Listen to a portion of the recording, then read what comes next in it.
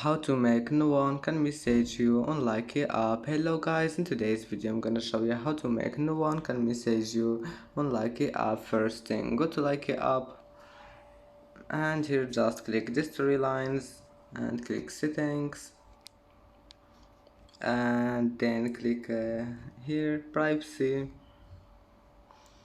and here you will find this one, who can message me. Click on it and then just click disable, and after you click on it just go back, it will be saved, and that's it for today's video. If you like this video, please don't forget like and don't forget subscribe, and thank you for watching this video until the end, and see you in the next video.